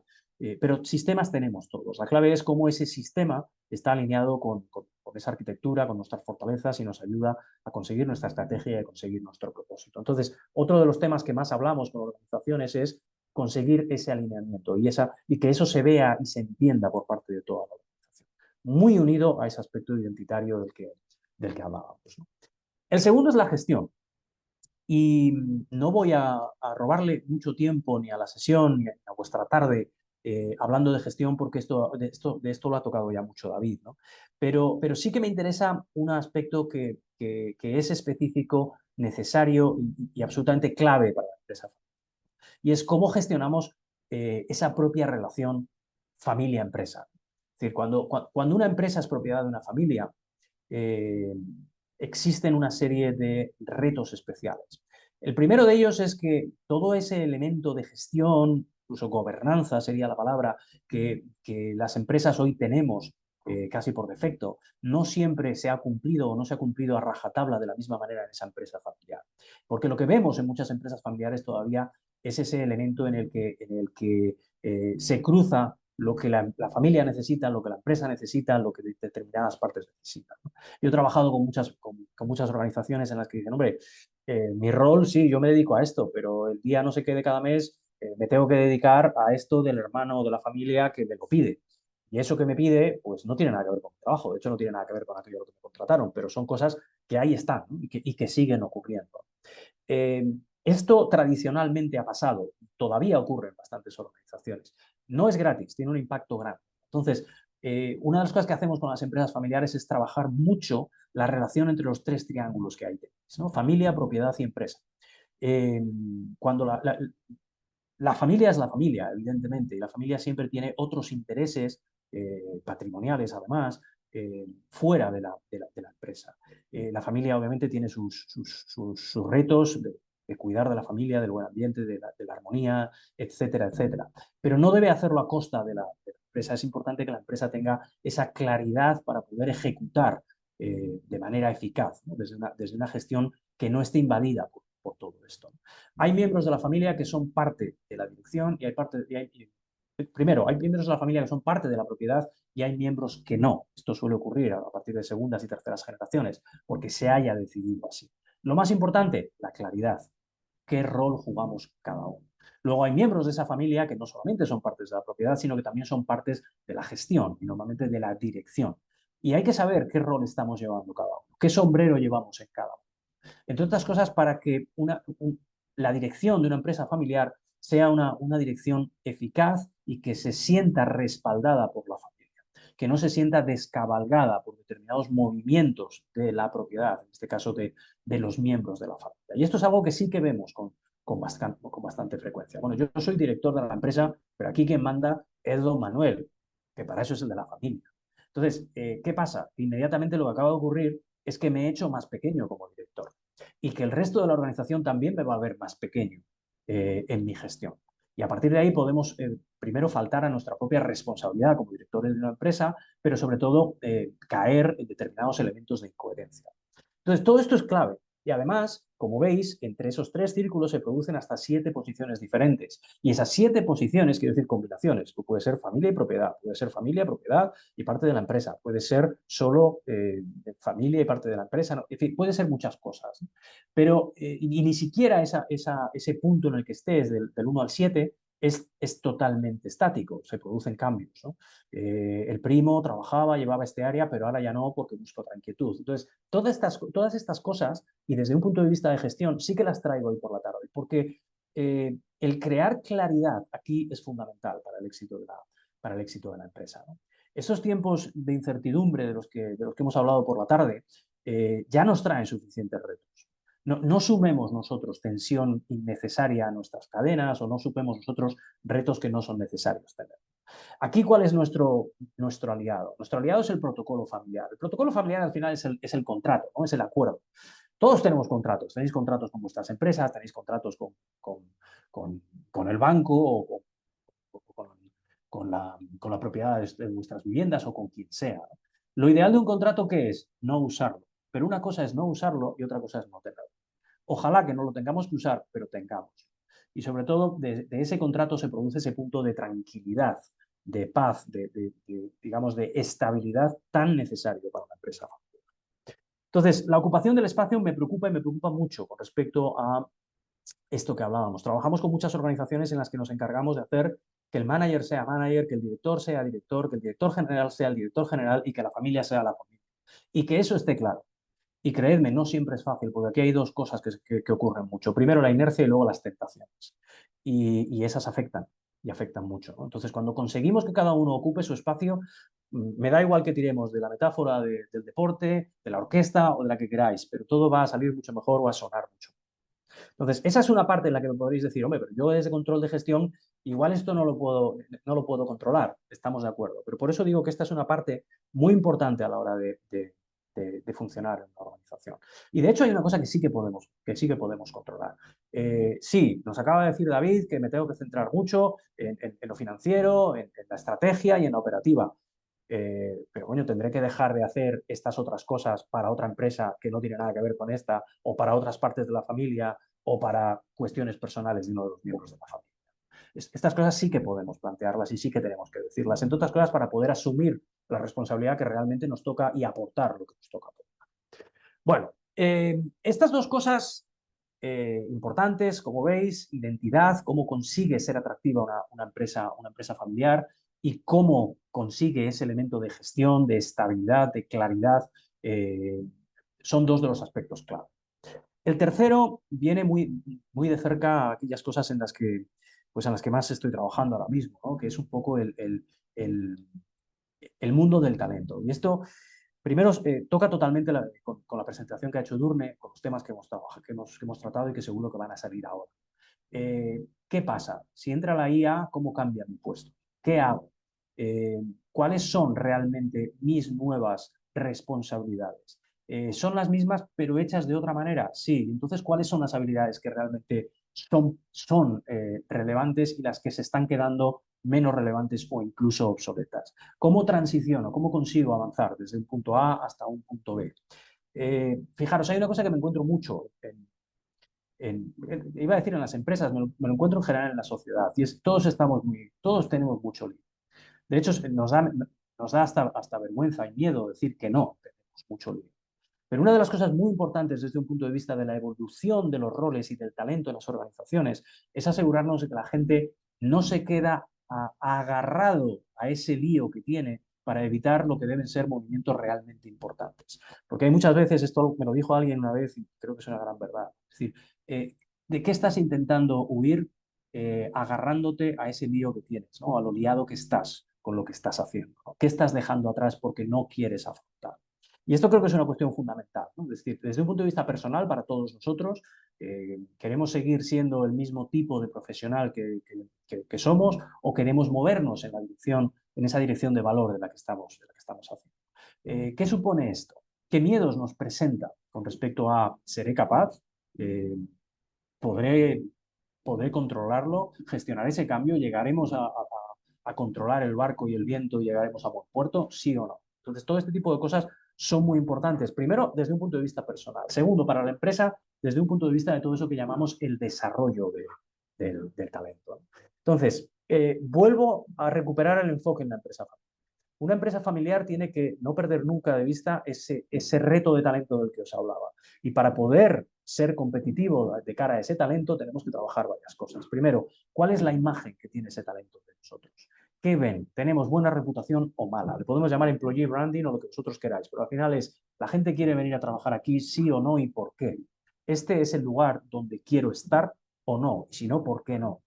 Una cosa muy importante, esto no es algo que cree el departamento de personas, ayudado con un poquito de marketing y lo metemos en la coctelera y lanzamos cosas y las publicamos en las redes. No, esto es lo que realmente la gente vive. Y lo que la gente vive está mucho más influenciado por sus propios compañeros y por su manager que por todas las iniciativas y servicios que ofrezca recursos humanos o el área de personas. Al final, eso es lo que cuenta. Es un lugar en el que quiero estar o en el que no. Y eso lo construimos entre todos. Y esa es la realidad, ese es el segundo punto. ¿Cuál es la realidad de nuestros empleados? ¿Tienen trabajos que son atractivos o no? ¿Tienen situaciones que les hacen crecer, progresar? ¿Tienen un equilibrio entre aportación y bienestar o un desequilibrio? Fijaros, la aportación es una de las claves para el bienestar. Si yo trabajo en una organización y siento que no aporto, no estoy bien, no tengo bienestar. Yo cuando estoy bien en una organización es cuando siento que estoy aportando mucho. Entonces es muy importante que trabajemos esa aportación constante de valor, porque es buena para nosotros gestionando personas, pero también es buena para la persona en sí misma. Luego, bienestar. Si yo tiro de aportación, lo que lo hago es a costa del bienestar. Porque si te marchas a casa a las 11 de la noche, tu bienestar, créeme que es poco, ese día y esa semana. Pero si solo tiro de bienestar, porque me he dado cuenta que, joder, como no haga cosas, aquí no va a querer venir a trabajar nadie. Si solo tiro de bienestar y lanzo cosas y programas y flexibilidades y servicios y paquetes y horarios, y no lo hago de una manera coordinada con la aportación, lo que estoy haciendo es, sinceramente, crear recursos, quemar recursos, mejor dicho. Y lo que estoy haciendo además es crear una preocupación muy grande en explícame otra vez para qué estamos haciendo todas estas cosas si a mí me parece que la gente cada vez está menos contenta o cada vez está aportando menos, ¿no? Entonces, equilibrio, aportación, bienestar, siempre muy importante. Y luego una cuestión muy grande y es, ¿tenemos que trabajar en desarrollo? Sí. Desarrollo de los puestos, desarrollo de nuevas habilidades, capacitación, que tiene una parte de training, pero tiene muchísimo de hacer. Cuando hablamos de un 70-20-10 es porque el training normalmente es un 10. El 70 es el hacer, ¿no? Es el realmente hacer las cosas, que es como las aprendemos. Pero hay una parte muy importante aquí, por algo pongo justicia, ¿no? Y claridad en todo esto. Cuando yo hago un esfuerzo con una empresa, espero que una empresa haga un esfuerzo conmigo. Cuando yo mejoro claramente en la dirección que se me ha marcado, Alfonso, hoy aportas esto, pero esto no. Nos gustaría que hicieses un esfuerzo para poder aportar también eso otro. Si yo hago ese esfuerzo, quiero ver una evolución. Quiero ver una evolución que sea lógica, lo cual no quiere decir que me hagas el manager del universo ni el director de nada, pero sí que tiene que haber determinadas evoluciones que a mí me hagan sentir que se está produciendo un intercambio justo de valor entre la empresa y yo. Y esto son cosas muy importantes para una organización. Bueno, termino con una parte clave. A la hora de gestionar el bienestar de las personas, la aportación de las personas, hay muchos factores que entran en juego. No voy a entrar en todo esto que tenéis ahora mismo en la pantalla. He mencionado varios. He mencionado la importancia de conectar con esa identidad. He mencionado la importancia de tener esa cultura de comunicación, de intención de comunicar para que los demás también sepan, para que los demás también puedan aportar.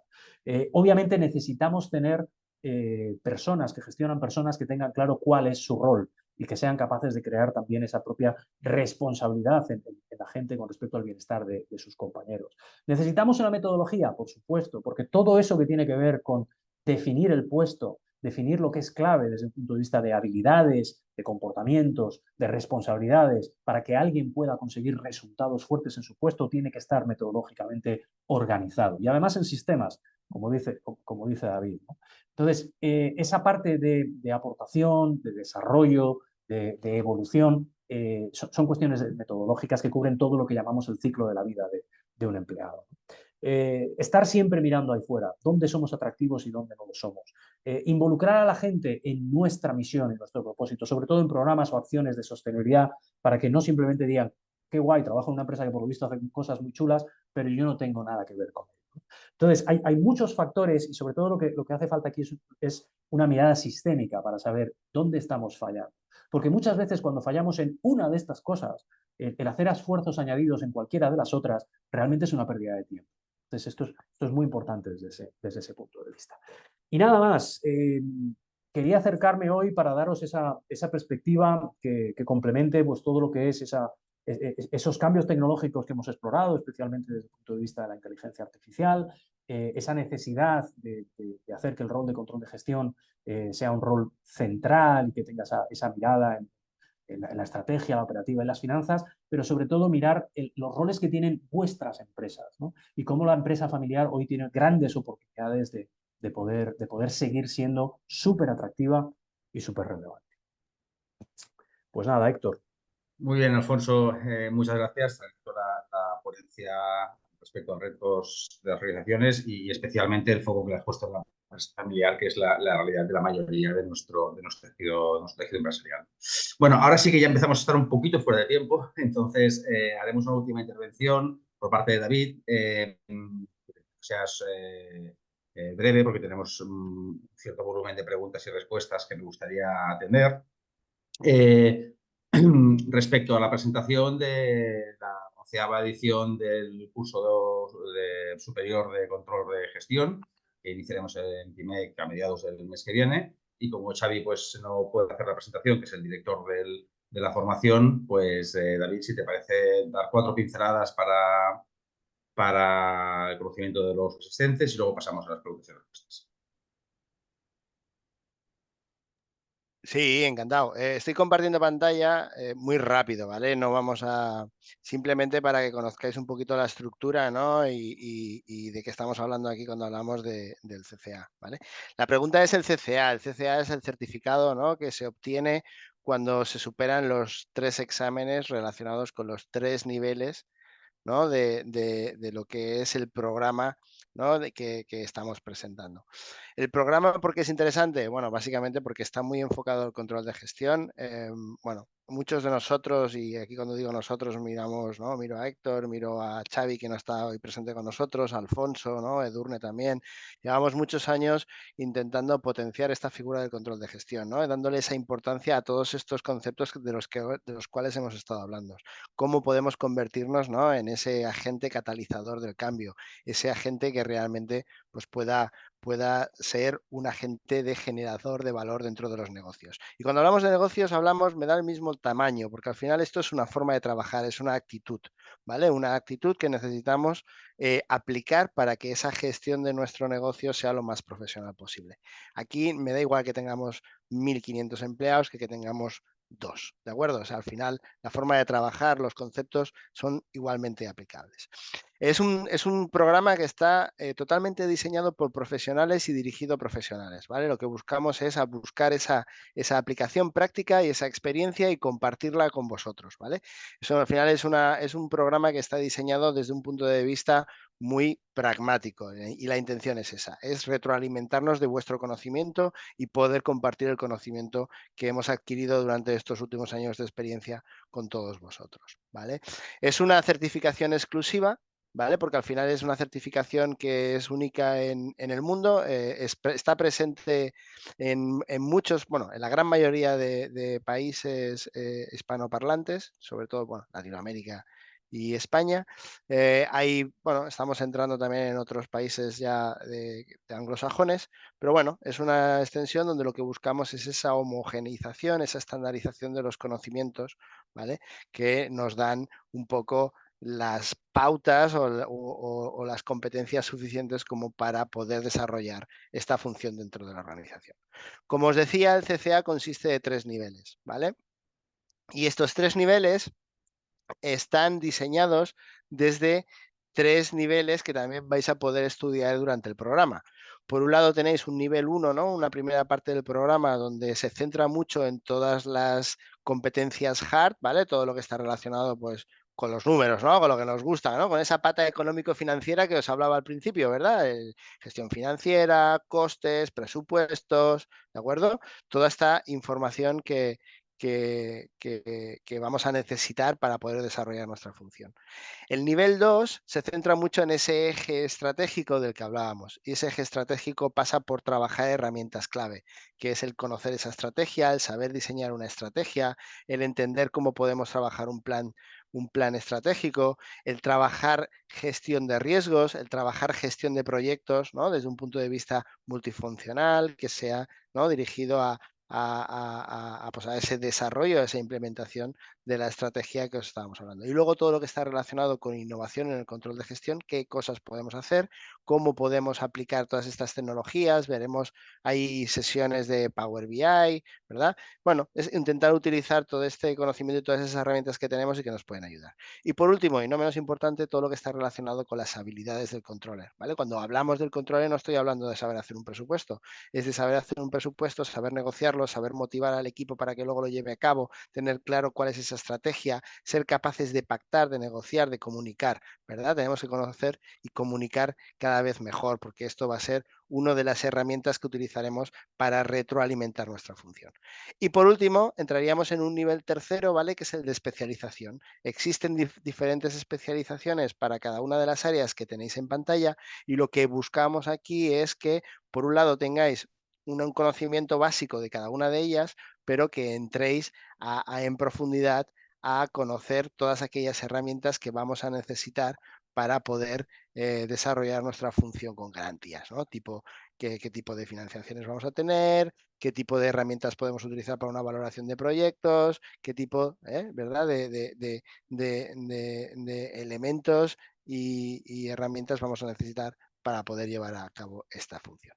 Y esto es un poco el pack, ¿vale? El pack del programa consta de estos 3 niveles y cada uno de los exámenes está derivado con uno de estos niveles. Cuando se superan los 3 niveles, se superan los 3 exámenes, entonces se obtiene el Charter Controller Analyst, que es el certificado.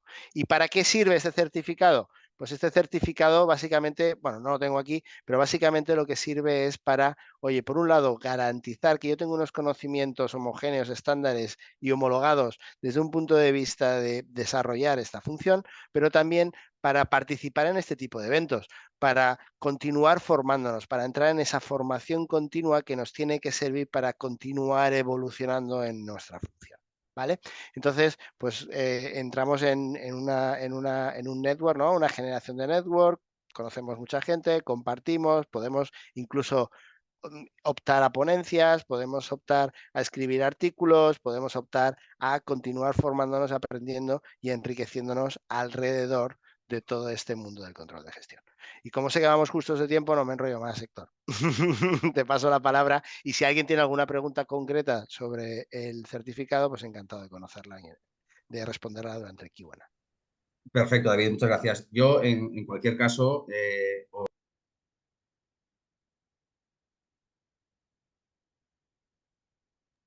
No te oímos, perdón, Héctor. después de muchos años haciendo videoconferencias, aún de vez en cuando hablamos silenciados, por favor, disculpadme. Os decía que gracias, David, por la brevedad. He pasado un link a través de la mensajería para que si quieren profundizar más en contenidos, módulos, duraciones y demás, pues lo podáis ver. Y si no, obviamente estamos a vuestra disposición. Y ya, sin más dilación, pasamos a la parte de preguntas y respuestas. Hay un volumen elevado, he intentado más o menos ordenarlas por temáticas. En cualquier caso, como los tres creo que tenéis la experiencia y el conocimiento como para poder responder sobre cualquiera de de las tres temáticas que se ha tratado, yo lanzo las preguntas y más allá del temática concreta y a la persona que se dirige, si alguno de los restos de ponentes pues, quiere hacer alguna aportación, adelante. Empezamos con la primera ponencia para ti, Edurne. Claro, una gran pregunta, ¿no? Claro, actualmente la inteligencia artificial está en prácticamente todos los ámbitos de la empresa, ¿no? Y es aquellos monstruos que a veces te da miedo empezar porque no sabes por dónde, ¿no? Entonces la pregunta es, bueno, una empresa que no ha introducido elementos de inteligencia artificial en su organización, ¿por dónde debería empezar? Bueno, una empresa, lo primero, bueno, o bien con asesores o bien internamente con su propio talento enfocándose en el tema, tiene que hacer eso, un barrido, un panorama de la inteligencia artificial en su sector, sus competidores y dónde en su sector parece que está despuntando y qué le pertenece a ella, ¿no? Pero sobre todo, una vez tenga claridad de por qué área va a empezar, porque tendrá que hacer una analítica de viabilidad y demás, unas ideas podrán ser súper disruptivas y cambiar el producto completamente, pero necesitarán varios años y demás. Una vez que tenga claro por dónde empezar, tiene que hacer ese plan realista e iterativo y siempre estar abierto a retroalimentarse porque en tecnologías tan nuevas puede ser volátil el resultado y tener muy, muy, muy bien medido ese posible retorno y en el momento que se vaya alejando tomar las medidas. Es como un proyecto de tecnología, pero con los riesgos multiplicados por el factor velocidad, porque todo va cambiando rápido. No sé si esto contesta muy bien, pero yo sería los puntales, ¿no? Informarse, hacer un plan y estar tener un control muy cercano y estar muy abierto al cambio. Perfecto, sí, aquí una respuesta directa, clara y meridiana es complejo. Hay alguna cosa más, pero voy distribuyéndolas por temáticas para ir diversificando. Te pregunto, David, respecto a temas de gestión, ¿no? Preguntan, ¿cómo acercamos el controller al negocio y conseguimos su entendimiento y credibilidad con el resto de funciones? Sí, hombre, yo lo que mejor funciona para esto es invitar a cañas. O sea, tenemos que invitar a cañas a la gente. Tenemos que ser un poco majos, ¿eh? Porque claro, nosotros no es lo mismo que me digan, oye, que viene el controller, qué pesado, que me va a fiscalizar, que me va a hacer 25.000 preguntas de por qué me he gastado 3.000 euros más del presupuesto, que no que me digan, coño, que viene David, ahora vamos a tomar un cafelito por ahí y vamos a hablar un poco del negocio. Yo creo que ahora fuera coñas, ¿no? O sea, la forma de acercarnos a las otras áreas del negocio es con la voluntad de ayudar. O sea, al final es, si yo te ayudo a ti y tú me ayudas a mí, los dos salimos beneficiados. Al final el objetivo común tiene que ser que ese negocio que estamos gestionando, pues cada vez esté mejor gestionado. Por lo tanto, yo tengo cosas que los departamentos no tienen, ¿no? Yo tengo mucha información que muchas veces los departamentos o las áreas específicas de una organización no tienen. Y en cambio, también tenemos una visión global, esa visión más holística. Pues aquí la cosa está en decir, oye, ¿cómo te puedo ayudar? ¿Qué tipo de información te puedo dar que te sirva para tu función, para desarrollar mejor tu función? ¿Y cómo podemos combinar eso con todo ese conocimiento que tienes? Al final, yo creo que si vamos con transparencia, si vamos con definiendo bien lo que queremos hacer, el objetivo que queremos alcanzar y con la bandera de la colaboración por delante, ¿eh? Porque yo creo que esto obviamente dependerá mucho de la tipología de empresa, ¿no? Y la cultura organizativa en la que estemos envueltos. Pero si trabajamos desde ese punto de colaborar, de ayudar, de ir juntos de la mano a conseguir lo que nos hemos marcado como objetivo, pues va a ser siempre mucho más fácil. Por lo tanto, yo lo que recomendaría sería eso, es decir, oye, ¿cómo te puedo ayudar? Intentar ayudar a ese área y como contrapartida es qué tipo de conocimiento puedo ir adquiriendo sobre qué es lo que hacen, cómo lo hacen, para qué lo hacen y toda esa es información súper valiosa que necesito combinar con esas propuestas que hablábamos anteriormente. Perfecto. Pues continúo contigo, David. Este caso no es una pregunta, es más una reflexión que creo que con el tema de las cañas ya has aportado parte de la información de lo que hacen, ¿no? Porque compartían que en tu ponencia, cuando hablabas del equilibrio de la gestión integral que se plantea, la persona que ha puesto esta opinión ha encontrado un poco de falta o darle mayor valor o tener más en cuenta a las personas, ¿no? A los grupos de interés de trabajadores, consumidores, usuarios y demás, ¿no? Es decir, que el equilibrio se debería buscar entre resultados, procesos y personas, ¿no? Para, a partir de esos tres elementos, poder definir después la organización. Correcto, totalmente. Era uno de los habilitadores que mencionábamos, cuando hablábamos de los habilitadores, que es lo que nos tiene que permitir realizar esta función de manera correcta. hablábamos de tecnología, procesos y capital humano, personas.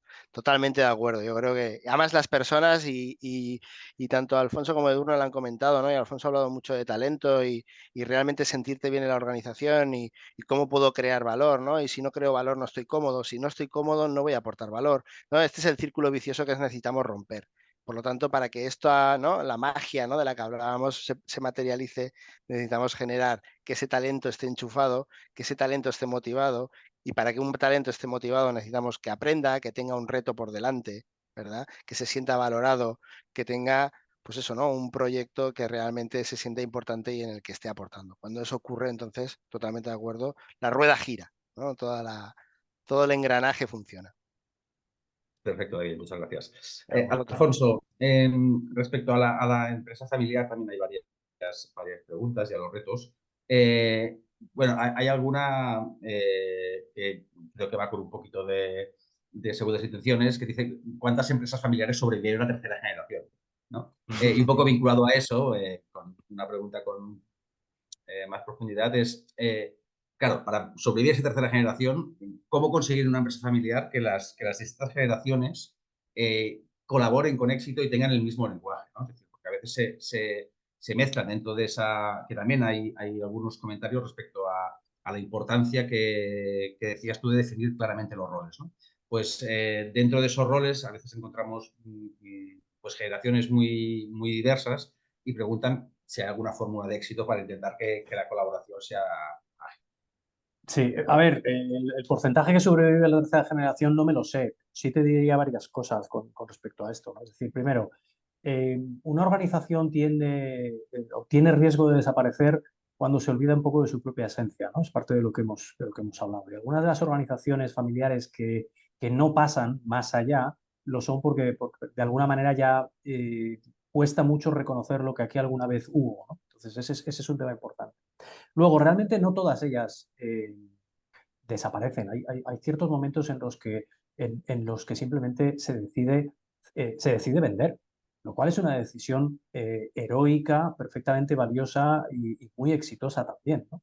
Y entonces se dice, esta ya no es una empresa familiar. Bueno, pues esto es una empresa que ha conseguido uno de sus posibles objetivos, que también puede ser la salida, ¿no? Entonces, lo digo porque hay muchas veces en las que las empresas familiares nos encontramos con eso de, es que a mí me ha tocado esto. A ti te ha tocado lo que te ha tocado en la vida, pero a mí me ha tocado esto. Y claro, en la vida, si estamos hablando tanto de pasión y de propósito y de querer hacer una diferencia, lo primero que yo quiero hacer es dedicarme a algo que me apetece hacer. Y esto también es muy legítimo. Entonces, hay determinados momentos en los que se producen determinadas salidas, pero no todas ellas son malas. Eso es lo que quería decir con respecto a esa cuestión. Lo que sí que es malo es dejar que una empresa entre en zozobra, que una empresa navegue a la deriva, y que navegue a la deriva porque fundamentalmente ya no tenemos nada que en ella nos haga sentir esa magia, ¿no? Sentir que las cosas están bien. Súper interesante lo de la colaboración entre generaciones en la empresa familiar y fuera de la empresa familiar, ¿no? Es decir, desde un punto de vista de... Déjame contestarte de dos maneras. Primero, a nivel familia, resto de la empresa, y segundo, en general. A nivel familiar dentro de la empresa y el resto de la empresa, creo que hay una cuestión súper importante de humildad, de claridad y de básicamente respetar ciertas cosas, ¿no? Es decir, es que yo vengo de otro lado porque he estado aquí, me he educado, y hemos trabajado así, hemos trabajado así, y entonces vosotros trabajáis de una manera que es una manera antigua, fea, sosa, que ya no vale. Claro, esto es lo mismo que lo de las cañas. Si empezamos así, vamos mal, ¿no? Entonces está claro que tiene que haber mucho de humildad, mucho de empatía, mucho de aprovechar el valor que cada uno trae en esta situación, ¿no? La segunda te la cuento en general. Me lo encuentro en muchísimas organizaciones. Nos cuesta mucho ahora mismo conseguir que gente joven enganche, se quiera quedar, que estén cómodos. De hecho, sus managers tienen miedo, no se atreven a decirles porque a ver si les va a sentar mal. Y al final luego preguntas a la otra parte y te está diciendo lo mismo. Yo quiero esto, pero no sé si lo debo decir, me atrevo a, pero no me atrevo a esto otro. Es decir, hay una necesidad enorme de comunicar, de conectar, de entender al otro, que a nivel social es muy grande, pero las organizaciones lo necesitamos más como combustible fundamental para que las cosas fluyan, ¿no? Se puede naturalizar las relaciones entre unos y otros. ¿Somos distintos? Sí. ¿La realidad era distinta cuando yo tenía 18 años de cuando los has tenido tú? Sí. Pero ¿podemos entendernos? Todo depende mucho del esfuerzo que hagamos cada uno y de empezar a funcionar, ¿no? Y esto es uno de los grandes retos que hoy tienen las organizaciones.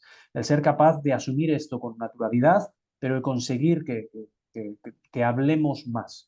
Los silencios son altamente peligrosos en ese aspecto.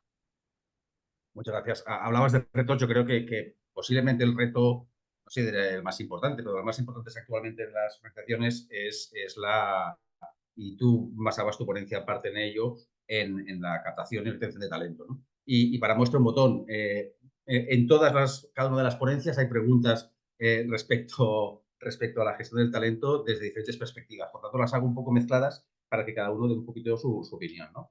De entrada hablábamos, bueno, si hemos de implementar la inteligencia artificial dentro de las empresas, tú sugerías, Edurne, que necesitamos de un reskilling del equipo, ¿no? Entonces, bueno, preguntan directamente qué tipo de formación sería interesante para empezar a recorrer el camino de la inteligencia artificial. Vinculado un poquito a eso, y lo lanzo todo junto, es precisamente el equilibrio que comentabas tú, Alfonso, respecto a la aportación del bienestar, la promoción de la retención del talento, ¿no? ¿Hasta qué punto actualmente las empresas consiguen? Hay mucha pregunta estadística para ti, Alfonso, que pisas muchas empresas y te preguntan, ¿no? ¿Hasta qué punto actualmente se consigue ese equilibrio entre la retención del talento y la aportación y el bienestar, ¿no? Yo me permito contestar un poquito también, ya que preguntan directamente sobre posibles formaciones respecto a inteligencia artificial. Nosotros en la casa, en PIMEC, realizamos diferentes formaciones en el ámbito de inteligencia artificial. Yo personalmente creo que de entrada hay que tener una aproximación genérica para centrar un poquito de qué estamos hablando, es decir, porque ahora creo que hablamos de inteligencia artificial y simplemente estamos hablando de automatización de procesos que igual hacíamos 10 años y lo llamábamos como una automatización de procesos y ahora se llama inteligencia artificial prácticamente lo mismo, ¿no? Por tanto, primero hemos de centrar un poquito con formaciones generales, con ponencias como esta, sobre otros ámbitos donde estamos, y luego entrar a nivel más vertical en aquellos ámbitos que crees que te puede aportar más la inteligencia artificial de la organización. Es decir, si es una empresa industrial, pues a lo mejor deberás profundizar en entidades especializadas en la formación en temas de control de producción o demás vinculado a inteligencia artificial. Si es una empresa de servicios, pues otro tipo de formación, ¿no?